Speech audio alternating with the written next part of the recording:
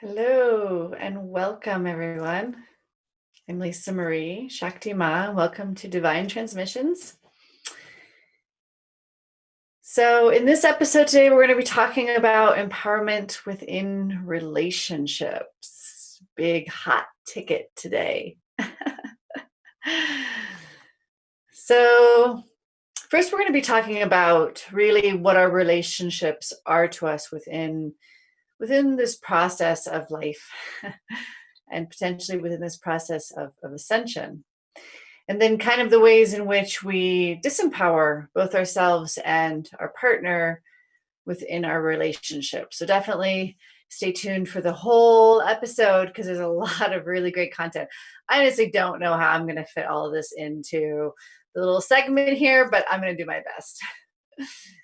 So, first off, what are our relationships to us? And mainly I'm talking about our romantic relationships, but a lot of this information goes into a variety of other relationships. So keep it open when I say relationship, that again, this can spill over into other areas of your life. One of the beautiful things about relationships is they offer us the most growth within ourselves. I'm sure we can all understand to some extent what I'm referring to without me even really getting into it. Relationships are challenging. There was a period of time where I went quite a ways without a relationship, and I, rapidly was going through my own ascension. But when I entered into a relationship, it's almost like that's where you get to really kind of double check those things that you've been working on. Have you really transcended them? Are they still there? Have you really worked through it? Because relationships are a lot of things, but one of the things that they're great at, they're great at reflecting back to us. As we've heard before, we attract our tribe, right? And that goes with our partners, that goes with our friends, that goes with the people in our lives. We attract the people into our lives based off of our own personal frequency, what we are emanating. And so when a relationship comes into our life, or even if we've been in a relationship for a long time, it's a beautiful reflection of kind of where we are within our own personal growth. But a relationship is also much more than just that reflection. And that's really what I want to get into today. So if you're watching this live, as always, I love interaction with you guys. You can post comments or questions and be a part of the discussion. So how is a relationship more than just that reflection? Because it's important to also understand that if you've been in a relationship for a long time, that reflection isn't always necessarily accurate, so to speak, right? Because that person may not have changed, even if you have changed. There is always the opportunity for the relationship to change if one person changes, shifts, transcends. But that doesn't mean it's going to. So I'd like to bring in a little story, and you'll have to bear with me. I botched the heck out of it. I'm not very good at telling it, but you'll get the idea of it. It's a darling little story. It's called A Little Soul. And so, again, this is a story, right? There was a little soul that was ready to reincarnate. And so the little soul went up to God and was like, okay, I'm ready to get back in there. I want to be reincarnated again. And God's like, great. What do you want to learn in this life? The little soul was like, Well, I'd really like to learn unconditional love. And God was like, wonderful. That's a really beautiful thing to want to learn. Well, let's bring in another soul to help you. So God brings in one of the little soul's most precious other souls, because you call it a friend, companion, very, very close soul. One of those souls that we felt that connection to. We've been into all these lives with, right? And the other little soul comes in, and God explains how that little soul is going to incarnate, and it's going to be very mean to little soul, going to potentially betray little soul, backstab little soul, do a lot of hurtful things to little soul. Little soul was a little bit confused. Well, why? We're buddies. Why would you do that to me? And the other soul said, well, that's learning unconditional love. And I am happy to play that part for you so that you can go through that experience and you can learn unconditional love. So, the point of the story and why I bring it in is because there's always a lot more going on than meets the eye. It's not just your boyfriend or your girlfriend. It's not just your friend. It's not just your family. There's always a lot going on behind the scenes, so to speak. There's karma and what we call contracts, things that are just like the story, things that are wanting to be experienced, agreements that have been agreed upon in order for something to be experienced and learned.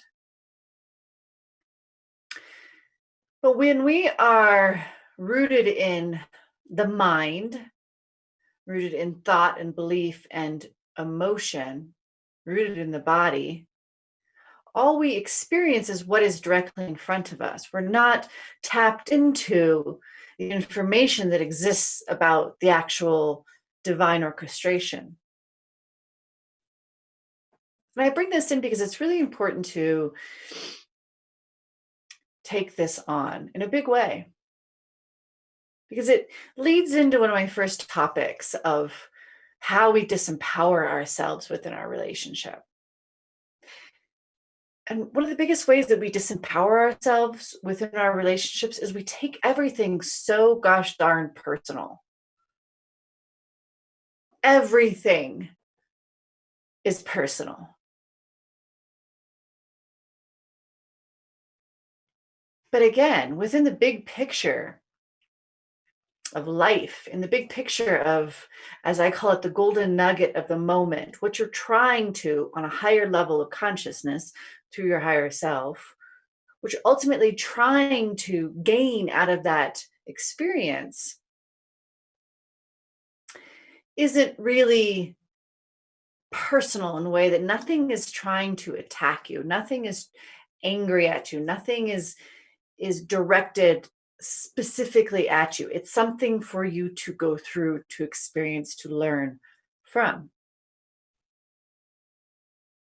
So a lot of ways how this happens, and there's a couple of different ways, but for one, we could just have an experience with somebody. It could be a partner that comes in and it's, we've called them toxic relationships.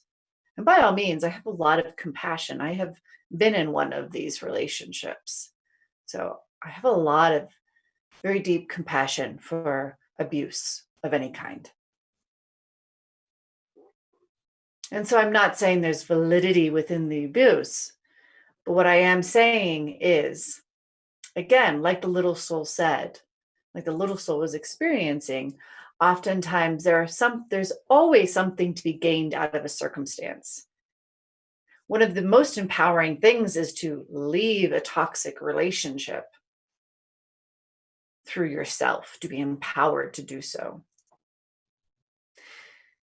But it's not always necessarily that person. It's really not about that person. It's about, again, a much larger agreement that came forward that you agreed to be a part of.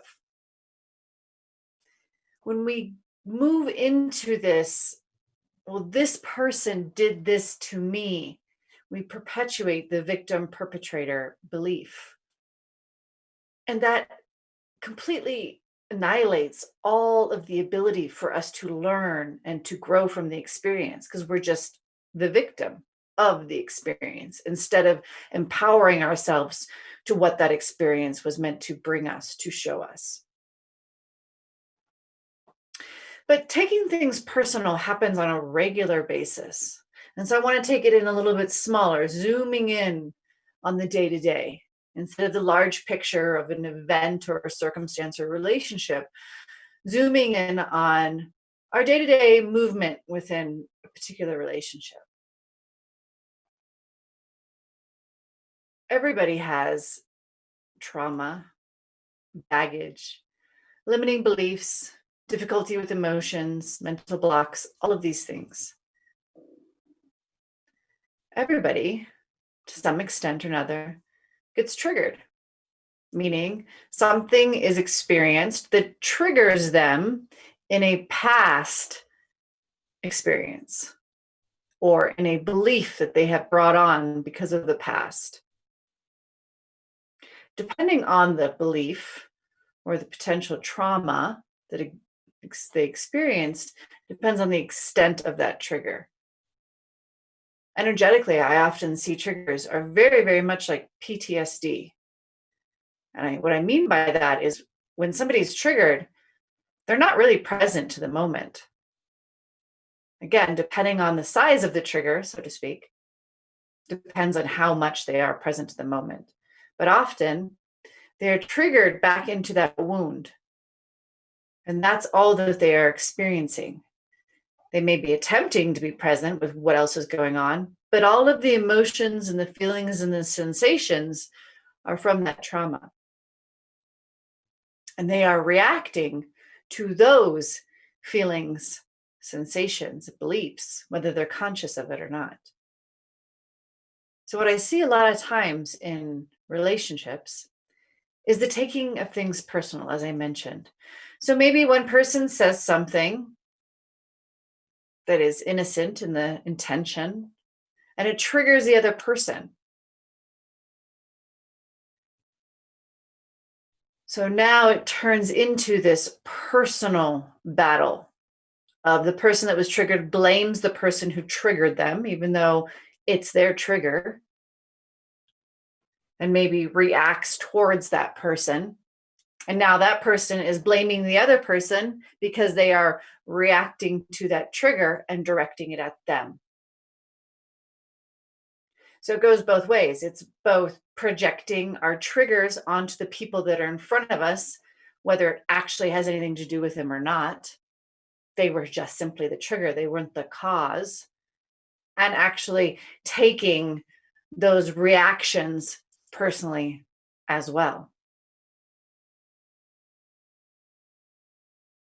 When you stop taking things personally, a massive door is open. If you say something and somebody becomes angry at what you said, and again, your intentions were good, if you don't take that personally and you help them through their anger, because it has honestly nothing to do with you. It may be directed at you, and not to say that that is wrong or right, correct or whatever. But the minute that you say, oh, sweet, this has nothing to do with me. I said something and it triggered them. They're reacting to that. Wonderful. Let me help them. Through that process, all of the energy is distilled within the moment. But what we tend to do is say something innocent, they get angry, react, then we react, and then now all of a sudden we have a battle and we're continuously in our own triggers, fueling each other's triggers, in our own pain, poking at the other person's wound because our own wound has been poked. So, of course, awareness in the moment to what is occurring, awareness to your own triggers is super valid here, as it is always. But taking it a step further, because for myself, as I mentioned, it was a long time I wasn't in an intimate relationship. And then when I was in an intimate relationship, I was very aware of my own triggers. But all of a sudden, the person I was with was being triggered and projecting that, pointing that at me. So it was a beautiful ability at that moment, beautiful learning process for me to see, oh, wow, initially I wanted to take it all personal. Why are you getting upset at me? I wanted to react. I wanted to defend myself. Defend that I came from the right source. I didn't mean to hurt you. Defend, defend, defend. And very, very quickly, I realized that that wasn't getting either one of us anywhere. So I stopped doing that. And that's where the unraveling really happened for my partner, but also for me, because I became empowered in that moment. Instead of playing the victim for somebody projecting their trauma at me and having to defend myself through that, I stepped into acceptance and love, which is always the most empowering thing you can ever do. And then watched as everything dissolved, watched as the fire went out. And not only does the fire go out, but the transformation is brought in, is allowed to come in.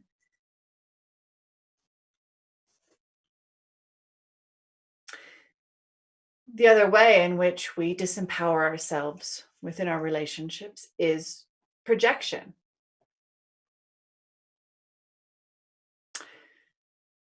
So, what is projection? Projection and assumptions and expectations are all very, very similar and tied in. So, I'm going to start talking about it. I'm going to start using those words a little bit interchangeably. I've mentioned before in previous talks how our third eye is not only a receiver of light, but it's also a projector of light. It projects our beliefs, our understandings into our reality, creating our reality, because our reality is ultimately holographic, which has actually been recently NASA admitted that our reality is holographic. So I thought I would throw that out there, a little bit scientific flair. So check out NASA's description that our universe is holographic. So we're always creating that holograph through our third eye, through our light projector. So within our relationships, we're constantly projecting our own beliefs into the relationship, our own assumptions through those beliefs into the relationship, our own expectations through the beliefs and the assumptions into our relationship. So let me give you an example. Distrust or betrayal is a big one, right? When we distrust, we will project that onto our partner. And I've had it projected onto me. It definitely doesn't feel good when you start to become aware of what projection feels like. It feels like somebody's trying to force you to wear something that you really don't want to wear. Like, here, put this mask on. Like, I really don't want to wear a mask. No, no, no, no, no. I think you look really good in this mask. You're like, I don't want to wear it. And they're literally like putting it on your face. That's what projection feels like. So if you distrust your partner and you're always assuming because of your limiting belief,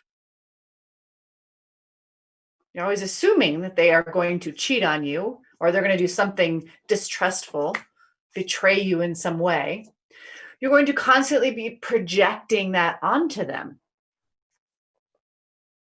It's very easy, if one is not aware, to take that mask and put it on and be like, oh, sweet, this must be me because it's being forced onto my face. So it must be me, it must be who I am. And there are many people who can easily wear a variety of different masks depending on who they're with, depending on the projection that's being thrown at them. They'll easily step into that space, not because they're trying to be something that they're not, just because they're very malleable within themselves. And so they'll take on that mask and be that. And so when we project into a relationship, we're really disempowering the person that we're projecting on, but we're also disempowering ourselves. Because here we are, we're believing that betrayal is going to occur. And then we're projecting it out into the relationship. And then, oh, look, guess what? It happens. See, I knew it. I was right. But none of that actually had to occur. We created that through our projection. Projection can also come through as an inability to accept the other person, which comes in quite heavy. What I mean by that is, well, it's heavy. It doesn't feel very good, for one, but it's very, very blatant. We enter a relationship and we love them, but gosh, I love you. But if you could just,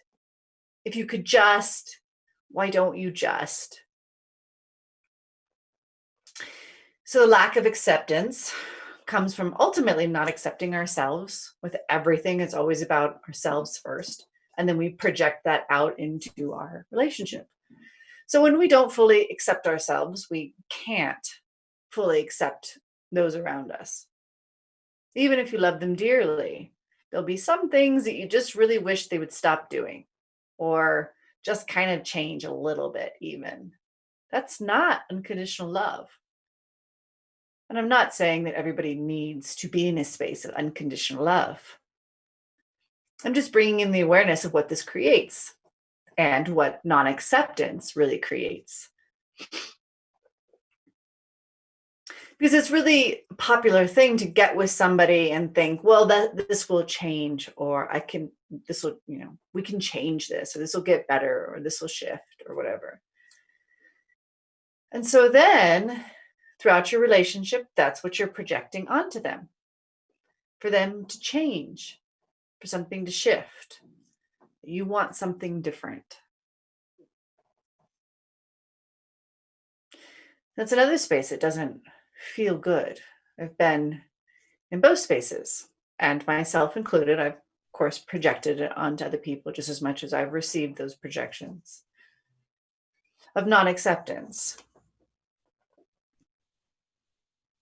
I was in a relationship where that was blatantly spoken of. Like, why couldn't I just be different, basically? And it's very heavy. It's a very rigid energy. There's a very narrow channel that the person wanted me to walk down. And it was like I was constantly bumping into the sides and kind of being electrocuted. Every time I tried to not be that. And of course, guess what? The relationship didn't work. Worked for quite a while, quite frankly.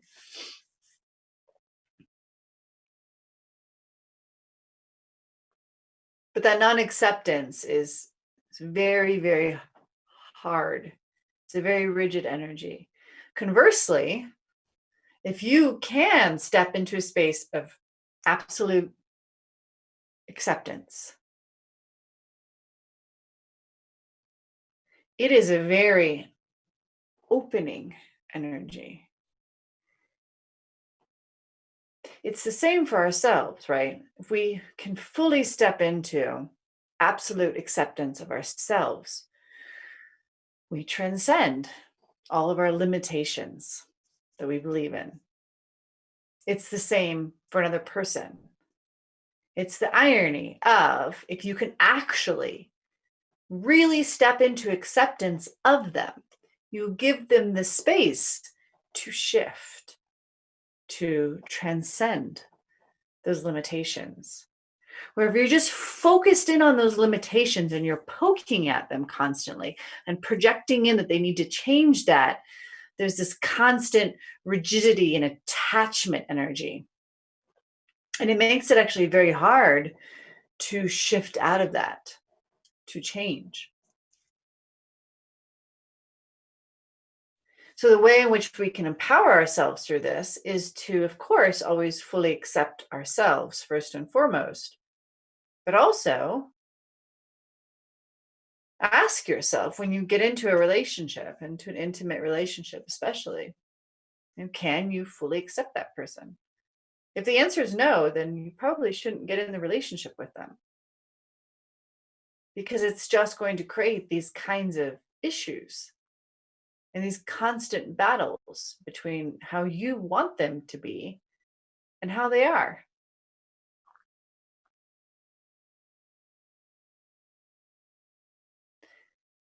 The other part of that is assumptions.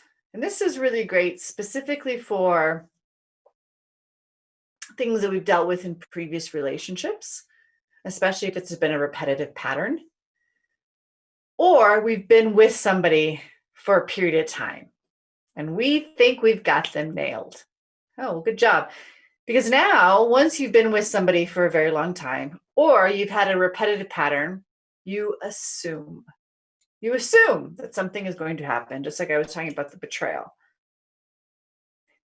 Very quickly in relationships, as we begin to believe that we understand somebody, we put them in the box of that person. So that person's name is Joe. Now we've got a box of Joe. This is how Joe behaves. This is what Joe does. And this is Joe's personality. And this is Joe's limiting beliefs and, all the ways in which Joe is. And then from that box, we're constantly just assuming, well, this is Joe. So this is how he's going to react. This is how he's going to behave. This is what he's going to do. And it's all, of course, something that we do subconsciously, right? We're not like thinking this out loud to ourselves. But within those assumptions, it's the same, the projection and the rigidity within that. Because this can create all kinds of jumping to conclusions, right? If you assume because somebody has done something in a particular way before, or because of their personality, or because it's happened to you in previous relationships before in that way, you're going to jump to the conclusion, you're going to assume that therefore, because the energy feels similar, because the story is similar, it's going to be this particular way again. And that jumping to conclusion, of course, can create a lot of difficulty within the relationship. You're not even allowing for the other person to create something different. You're already jumping to the conclusion and then projecting that conclusion onto them, whether it is where they were actually going to go or not, whether it was really something that was going to occur or not.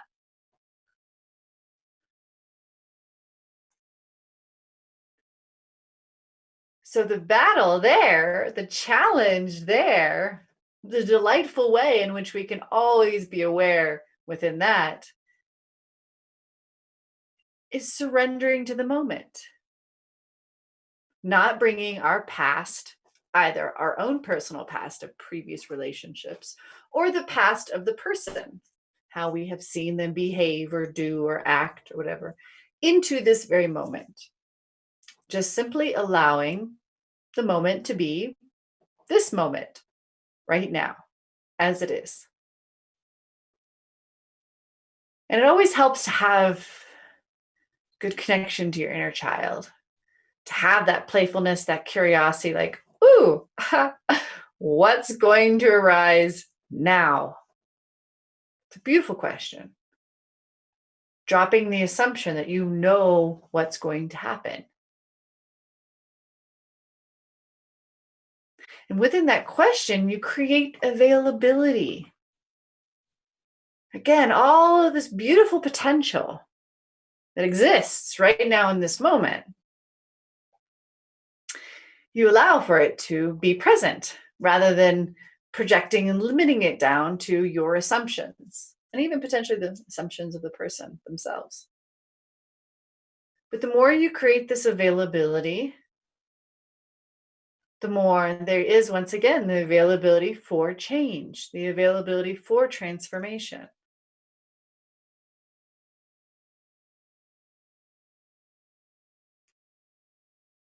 We talk about how we are creatures of habit. And while, yes, I believe that to some degree we are, I definitely am. I like to eat the same food a lot, mainly because I don't like to think about what I have to eat. But at the same time, I adore change because that's where the growth is. That's where the change is. Transformation does not occur in redundance. So we don't have to have habits. We don't have to have the assumptions, the repetitive patterns and cycles. It's our opportunity to shift that. And the first way we do that is by simply being aware that we're doing it. One thing I've noticed as a 40-year-old woman is the amount of energy that we bring in from previous relationships. Assuming that because something has happened in the past, and maybe more than once, that just must be how relationships are. So I'm just going to assume that it's going to happen again.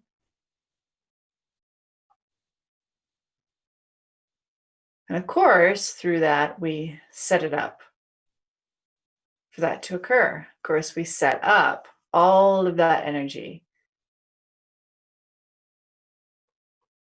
Don't forget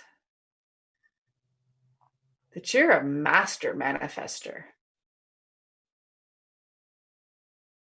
A master. You manifest exactly what you're trying to manifest. Not saying that you manifest what you're trying to manifest consciously, but on so many deep subconscious levels through assumptions, expectations, projections, limiting beliefs, past traumas, you're recreating a lot of the same story. And you're doing it very, very well. You're creating every single moment. And again, there's co-creation with other beings, like in an intimate relationship, like with coworkers, like with family. You're not the only one creating the scenario. But it's disempowering always to think that you are the victim of somebody else or the victim of a circumstance. It's very empowering to really take it on as like, okay, I'm creating this to some degree, or I'm co-creating it. So where is this coming from? Where am I assuming this is what's going to happen? Where am I projecting into this space through my limiting beliefs that this is going to happen, that this is the way it's going to be?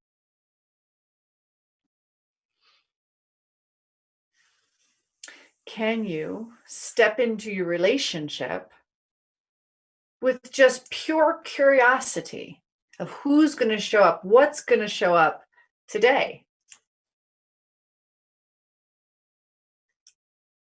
So along these same lines, like I mentioned, next one is expectation.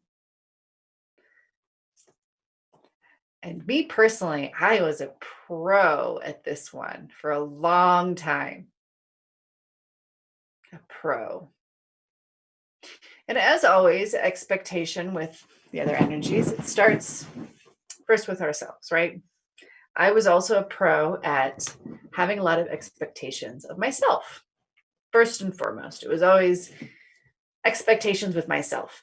But of course, it didn't stop there. I had expectations of everybody in my life, had expectations of every circumstance within my life. And so through those expectations, I would project an attempt to control myself, the circumstance, and others because, hey, you got to meet those expectations that I threw out there. Expectations are funny because it literally is us attempting to control the energy. And I'll take it even a step further and I'll say it's us attempting to control divine orchestration. I talk about divine orchestration a lot because when you start to really experience it, that's when you experience magic all the time in your life. But these are the things that you have to let go of that aren't so easy in order for you to really start to experience divine orchestration, to experience magic. So, expectations are where you have expectations of yourself or expectations of your partner or expectations of the circumstance where you try to control that space.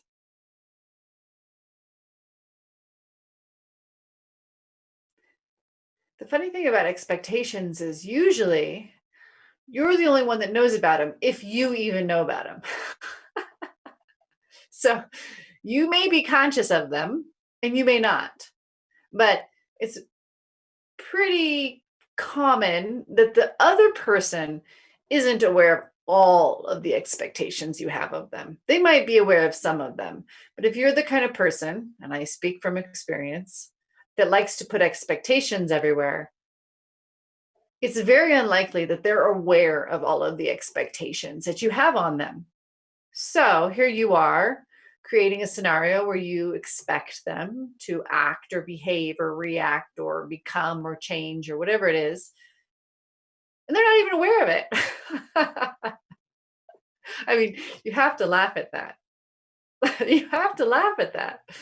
So then what happens? They don't meet those expectations. Oh, and now somehow they've failed you, the one that placed the expectations upon them without them even knowing.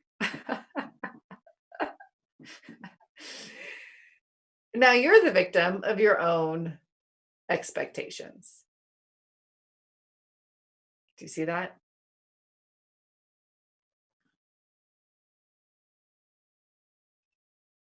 I see this a lot with people who feel that the world has failed them or other people have failed them. And my understanding when I did this was that people failed me. And I failed myself. You know, it was never good enough. It was never enough, no matter what I did, no matter what other people did. It just didn't quite hit the mark. So there's always failure there, even if it's subtle failure. It's not like massive failure, but it's subtle and it's consistent, which is like Chinese water torture.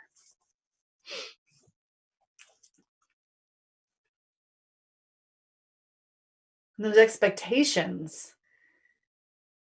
again, are projections. You're projecting onto the circumstance and the other person your beliefs about something. So, again, limiting all that beautiful potential that could arise. Again, trying to control them, push them into one direction when maybe they're trying to go in another direction that could be a lot more in alignment for them. But hey, you know, that doesn't meet my expect. That's not what I expect you to do. So I'm going to continuously energetically manipulate the circumstance to push you into this other direction and hopes that that will happen, whether it's an alignment for you and for me and for our relationship or not. So I hope you're understanding all of these disempowering ways. And I'm highlighting all of this so you can really begin to feel the weight of this. Because this is how we empower ourselves, is by being very, very aware of what we do to disempower ourselves and our partner.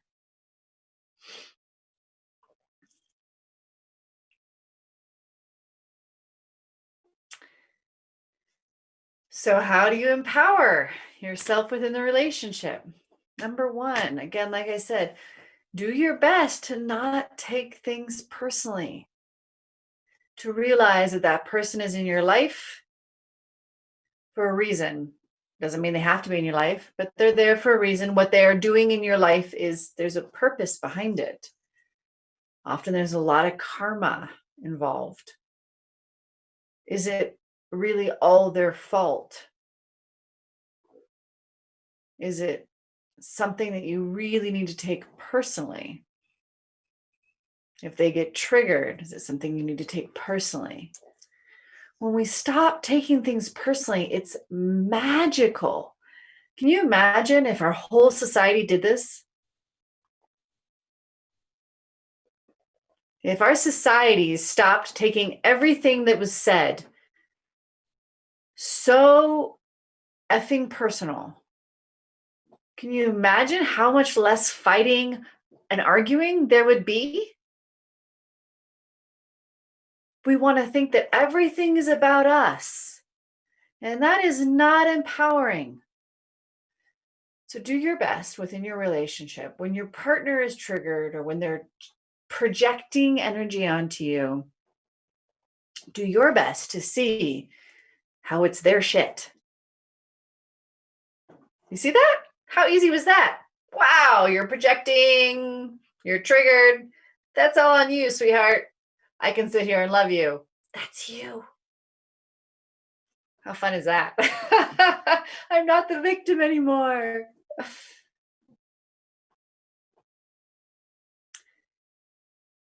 And then you can hold space for them to go through that. But on all honesty, if they are triggered, it really isn't about you. It really isn't. And a lot of even things that come out of people's mouths are from their own limiting beliefs, their own perspective, their own perspective. How somebody sees you is their perspective. So when we stop taking things personally, we open up all this space in a relationship, massive, massive amounts of space. Then it's no longer me against you, me against you, me against you. You hurt me, you did this to me, me, me, me, me, me. It opens up the gate for healing. So that's the first thing. So start to see where you take things personally. And it's really easy to get caught in the story. Yeah, but he said my name, so it must be personal. Yeah, but he pointed the finger at me and he said, you. Therefore, it must be personal. Nope. Unless you did it intentionally, then it is personal. Then you need to look at that. But start to see how you take everything personal, how much you take personal. Just step one, just notice. Wow, there you go, taking it personal. Even if you can't stop it yet, just notice how that is occurring all the time. Somebody flips you off while you're driving down the road. Oh, it's like, oh, that hurt. Meanwhile, they're the angry one. Even if you did cut them off accidentally, they're the one that got angry about it. Again, if your intention was clear, it takes all of that off your shoulders. Yes, we have to work with integrity. Yes, we have to have good intentions. But when we're in that space and things are still being thrown at us, then that's not our responsibility.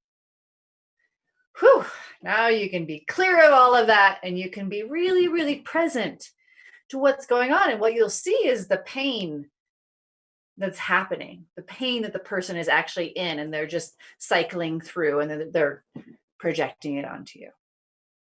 So there's multi-layers to just that first step of taking things personally.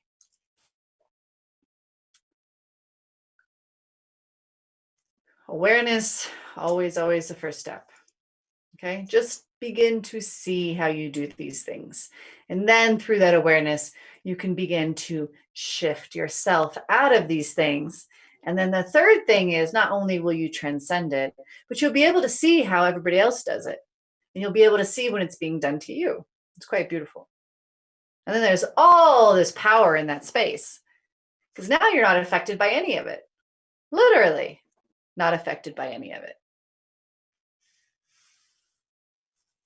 And then same thing with the projections, the assumptions, the expectations.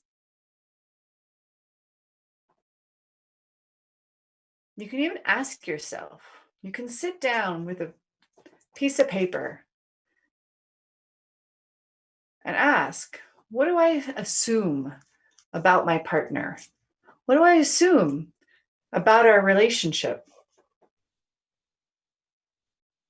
The answers will come to you if you allow them. If you really honestly want to know, the answers will come.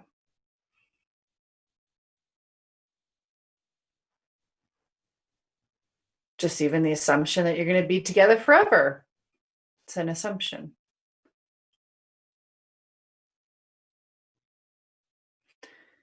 Good or bad, quote unquote, write them all down. Assuming that that person loves you. Again, it's really powerful to write it all down.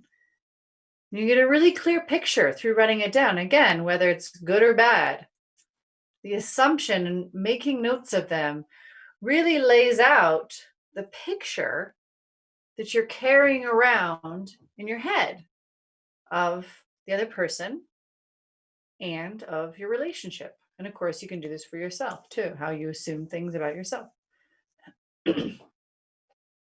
So once again, that's just the awareness of the assumption. And then you can begin to, through that awareness, see how you then bring that into the moment. And you kind of attach to those assumptions and you bring them into the moment, whether it's present or not. Same with the expectations.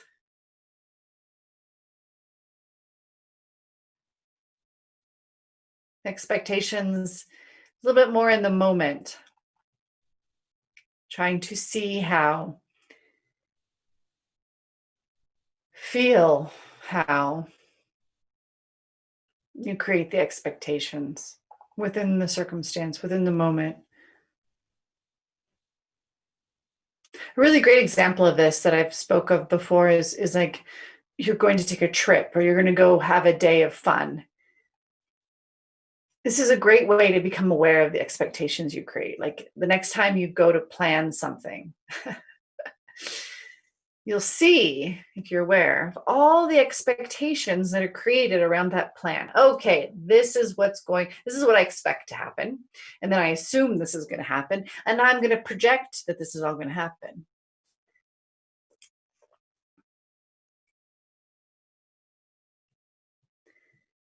And then in the relationship, in your life, seeing how you're projecting, specifically, it comes through as those patterns of previous relationships, or even things that you've seen in other, like if you were raised with your parents and they had certain things go on in their relationship that you were very aware of. It's very easy to take that on. And why do we attract the same partners as our parents? Why do we create the same relationships? Because of those projections. Because we project into our relationship. Well, this is what a relationship is. That they do this and they do that and they do this and this is what they believe and this is how they treat each other. Okay, I've got it all. Now I'm going to move into my relationship and I'm going to project that all into my relationship. So being aware of those beliefs that you have around relationships, around the role of the male and the female, around just what your relationship really symbolizes or says, what you expect to happen in a relationship. All of those things, all of those beliefs, what you believe within yourself. Do you really love yourself? Do you really accept yourself? All of that will be magnified in an intimate relationship. So it can be challenging and empowering at the same time, because now here you get to see all of those things reflected back to you. But with that reflection, that's how you get to make the most rapid transformation. Because if you sit by yourself, you don't get to see all of that as much. I spent a long time, many, many, many months, like, very much by myself in meditation for very long periods of time, which was a beautiful space. I reached very high levels of consciousness through that, and I'm extremely grateful for it. And I'm not saying that it isn't good to do, but the converse, the flip of the coin is to then be with other people. Most importantly, an intimate relationship or a very close friendship or with family, those relationships that you're kind of stepping on each other's toes, so to speak, theoretically. Those are the relationships that all of your triggers get to be exposed, get to be seen, get to be noticed.